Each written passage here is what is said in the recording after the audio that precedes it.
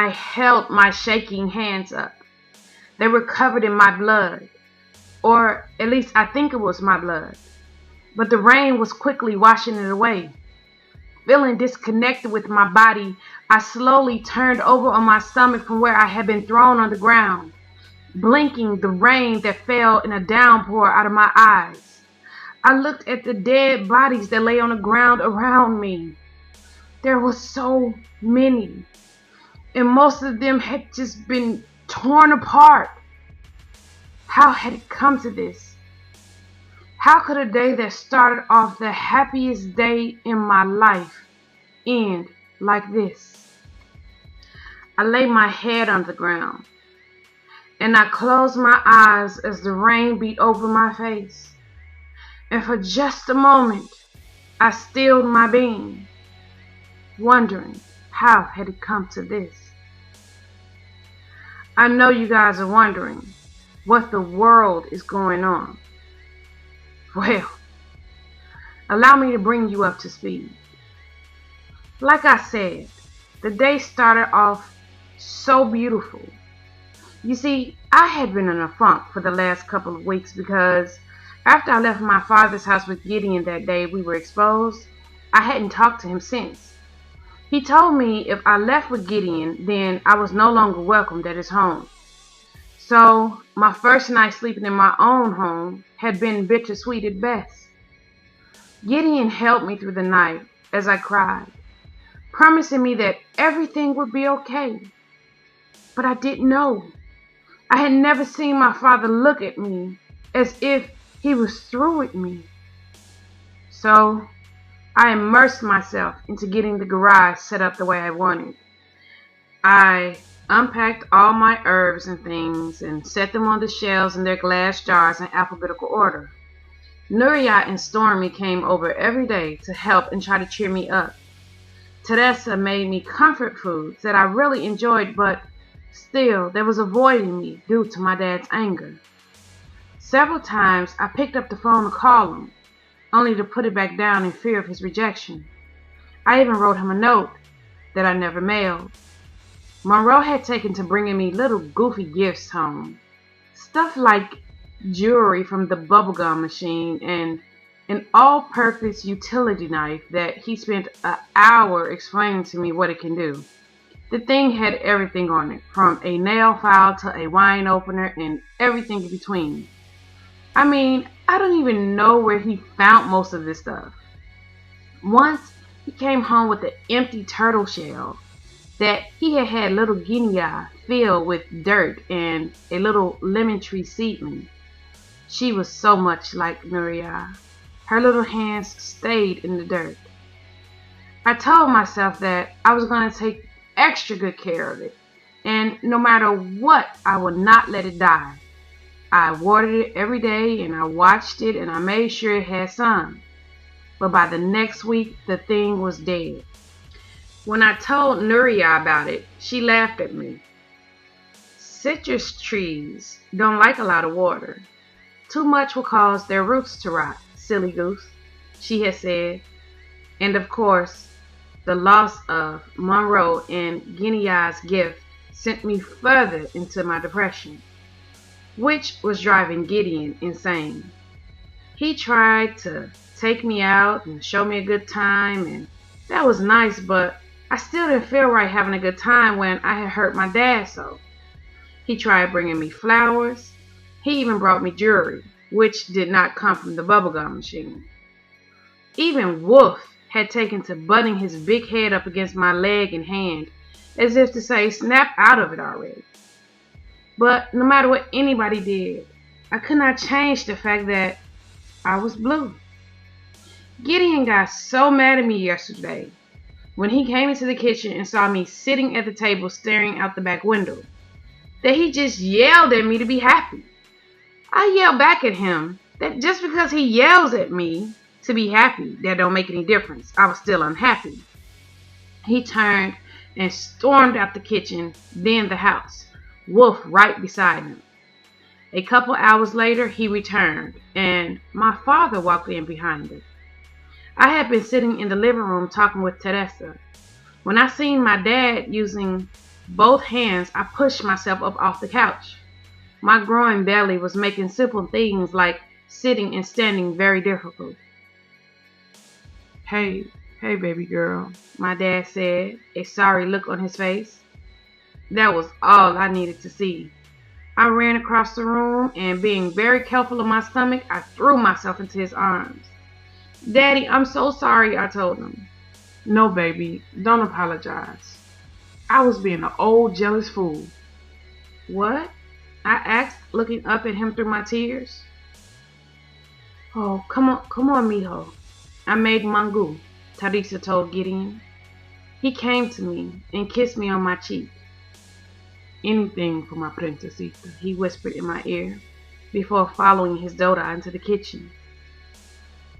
You wanna sit? I asked my dad, gesturing toward the couch. Smiling, he nodded and took a seat. I eased down on the couch next to him. He took my hand. I remember when you used to follow me everywhere. Back then, I was the most important person in your world. You were always Daddy's little girl. Your mother would shake her head and say that I spoiled you and that if I continued, you wouldn't be able to function in life without me. Tears came to his eyes. So I doubled down and I spoiled you more because I didn't want my baby girl to depend on anybody else but me. That made me feel good, you know? It made me feel important to be the center of one of Yah's most beautiful creations world. But then Gideon showed up. And all of a sudden you didn't need me anymore. It wasn't my opinion you came to rely on anymore. He chuckled. Suddenly, it was somebody else you was cooking your special dishes for. I laughed. Special? You mean especially, don't you? Especially gross? I told him. We laughed together. I never imagined that there would be a man out there good enough for you. He exhaled. But Gideon is a good man. I looked at him startled. Oh, he told me everything that happened, including how much he has grown since you came into his life. He said that you are a gift from Yah, and that he would do everything within his power to cherish you for the rest of his life. He gently squeezed my hand. And I believe him, baby girl. He gazed into my eyes so that I can see the truth in his words. And then he smiled. Did I ever tell you that your grandfather, your mother's father, did not care for me much? I shook my head. No, I barely even remember him. He nodded. That's because he and I didn't get along. And your mama chose me. And he couldn't deal with that. So because of it, he missed out on being a part of the most amazing girl underneath the sun's life. He pushed one of my long locks that had fallen into my face behind my ear. And I don't want that to happen to me. I don't want to watch my grandchildren from afar. I want to be a part of their life. He chuckled. And I got to admit, I've gotten used to having that white-haired, strange-eyed cuckoo bird around as well. I laughed. Poor Monroe. And the strange eyes. I think I could put up with my son-in-law. Especially since he hasn't finished my basement. Daddy, I said, shaking my head at him as I wiped away tears. You a mess. Yes, I am, princess. Do you forgive me for trying to kill your husband? He asked.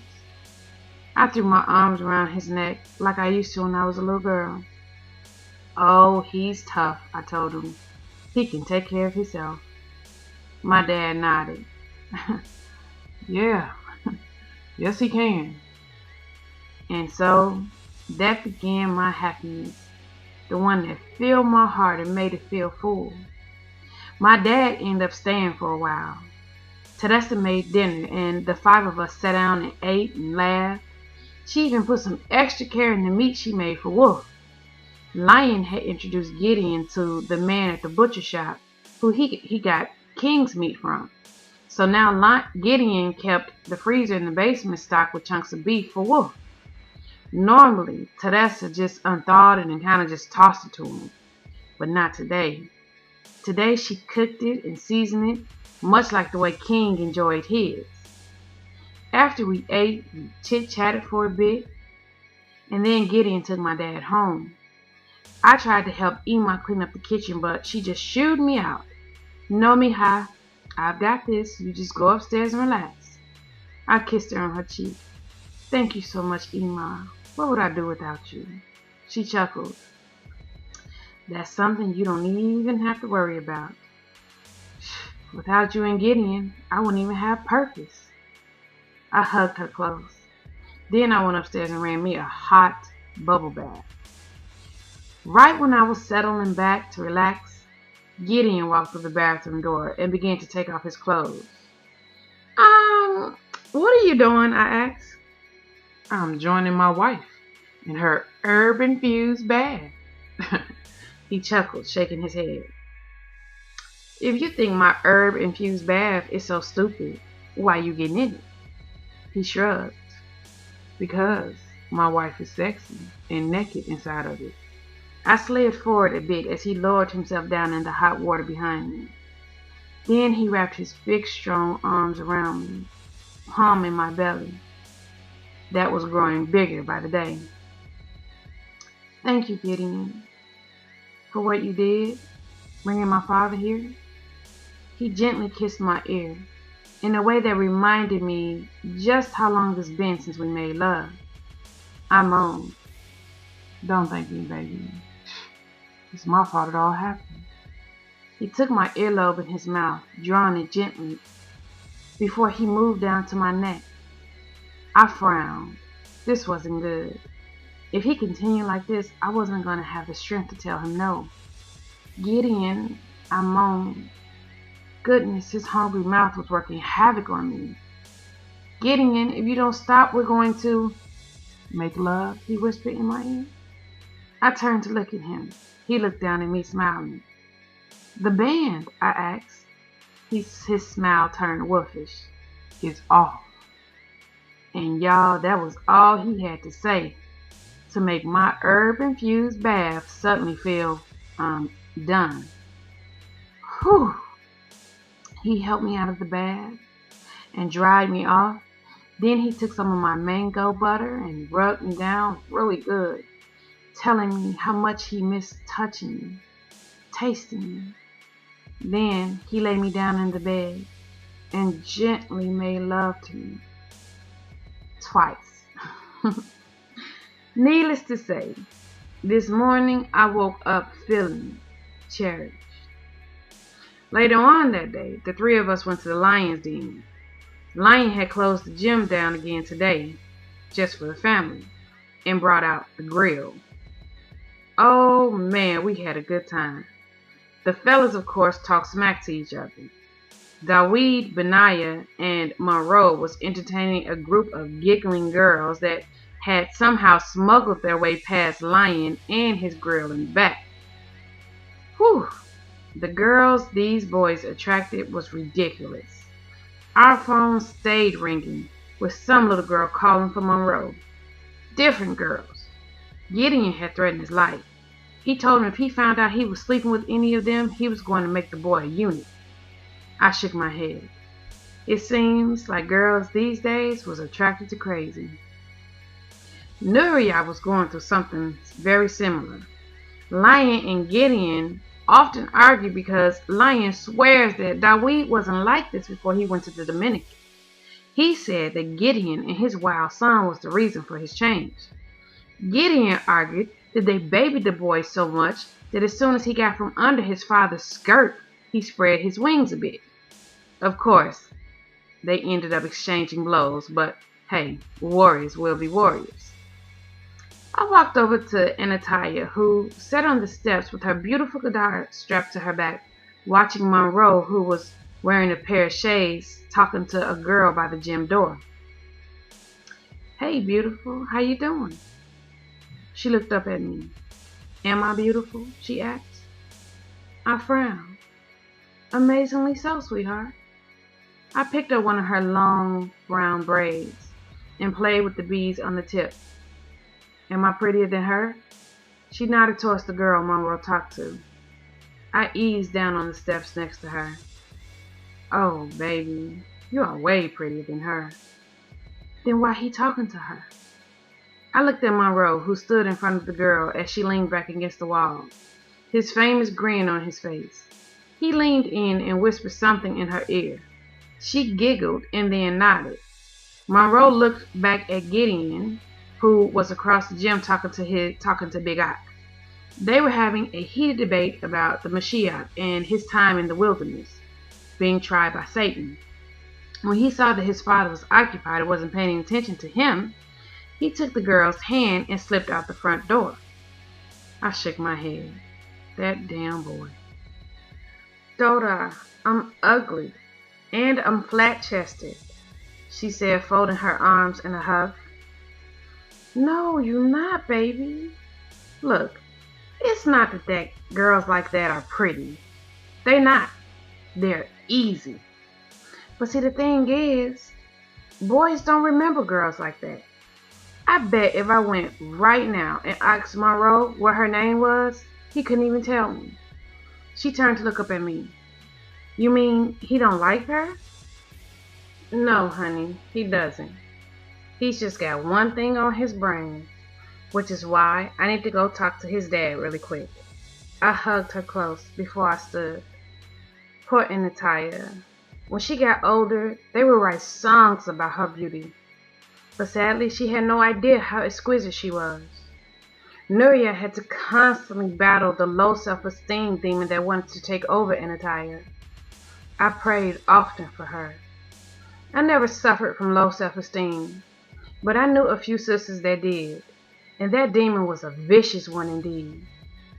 I made my way to Gideon. "Monroe has disappeared out the front door with that little girl he was just talking to," I whispered in his ear. Instantly, the little muscle began to tick in his cheek. He looked over to where his son had been standing a minute ago. "Hey, I'll be right back, Ock," he said before he angrily went out the front door. Moments later, Monroe came flying head first back through the open door, the long wooden table breaking his fall. He looked up at his father through his shades with wide eyes. He flinched when Gideon walked past him, probably expecting a blow or something. But Gideon just stepped over his sprawled out body and then made his way back to the big ox where he picked up his conversation. I shook my head as the nut looked around before jumping to his feet. Man, I loved my family. It's true, we were a bit abnormal, but we were family. Later, right when the sun was beginning to set, after everybody had ate and was just sitting back chilling, the ox got into a debate about football, which ended up with a bunch of us going to an abandoned field that was a few blocks away from the gym. Nuria stayed back at the gym with Elder and the kids, and me and Stormy went wanting to see how this all played out. By the time we got there, it had started raining really good, so we both stood on the sideline huddled together, sharing an umbrella. Apparently, this was an argument that needed to be proven now. It could not wait till tomorrow. So, you had Team Chicago Brews versus Team Dominican Brews. And a little red football that belonged to Daweed when he was like a baby. Y'all, I have never laughed so hard. These ox was tripping and cheating. They was only supposed to be playing tag. They were tackling and clotheslining each other, kicking and wrestling in the mud over that little red ball. It was ridiculous. I nearly fell over laughing at Lion and Gideon. Monroe had thrown the ball to his dad. who took off down the field. Lion runs and grabs him. Gideon is like throwing bows behind him as he's trying to barrel down the field. Lion picks him up, way up, and just slams him down in the mud. Everybody winces because it looks like it hurt. Gideon gets up and had a nerve to yell, "Foul! Foul!" Lion laughed at him. "Nah, playboy, this here penitentiary ball ain't no fouls." Gideon mad at this point. He nods his head. "Yeah, okay. Yeah, I see. I just didn't know the rules. Okay, but now I know." Dawid gets the ball. He sees Gideon running toward him like a bull. He throws the ball to his dad, who ain't scared of Gideon. He charges him head on. Then suddenly Gideon stops right when Lion is on him. And he came from the ground up with the uppercut that sent Lion, still clutching that little red ball, flying back through the air to not only land in the mud, but slide. Once again, everybody went because, that looked like it hurt. And so it continued, this penitentiary ball they were playing. When suddenly both Dawid and Monroe came to a complete stop. Dawid tilted his head at an angle, listening to something that nobody else can hear. About 30 seconds later, Monroe looked up and his eyes widened. "Yo!" he yelled, reaching for his guns that were not there because his father had once again confiscated them. Right then, Gideon and Lion bodies went taunt. Both of their heads were thrown back as that bright light shot from their eyes, brightening the dark sky. I looked up and I screamed in pure terror. Above our heads, blending in with the night, flapping their heavy wings with red glowing eyes were what looked like dragon men. The biggest one opened his mouth and let out a horrible screech. I put my hands over my ears. Both King and Wolf had squatted low next to their masters, and the deadliest growls I had ever heard began to come from their throats. Right then, men with black uniforms on poured out the dark, and they came from everywhere. The ox. Oh, y'all, the ox. Now I knew why they trained so hard. They moved like a machine. They paired off so that it was one ox with a gun and one ox with a sword. Some of them ran to the trucks of the cars to pop the truck to get more weapons. The others began to fight the men in black. Daniel lay flat out on the ground and began to shoot. The twins' daggers flashed like silver lights in the night sky as they found their marks in the skulls of the men that they were charging us. Something flew across the field, fast. Lion let out a loud roar and just leaped in the air, snatching it out the sky. It was a man, I think, but it moved fast, and its hands were like claws, and he was trying to slice Lion, but Lion just ripped him apart like paper. And then several more of those things shot out across the field at Lion and Gideon. Gideon leaped up in the air, and seconds later the head of one of those dragons fell to the ground. He landed on his feet, and then the thing's body landed on the ground behind him. Time seemed to slow down as I watched the two of them together. Lion took out the things that were shooting across the field at them, while Gideon leaped in the air, taking down those dragon men. They moved in sync with the other. Lion leaped over Gideon's head to catch the enemy that charged from Gideon's left. Gideon went down in the sweep just in time, taking the feet from under one of the men in black, in which point Wolf jumped on him, biting out his throat with his sharp teeth. Gideon went down into a roll, and Lion jumped up just in time where he delivered a punch that sent the thing charging at him flying back across the field. King leaped through the air and, using his vicious teeth and claws, pulled another one of those things right out the air where he did quick work in making the kill. It was clear that Lion and Gideon were the target, because the enemy came at them with all they had.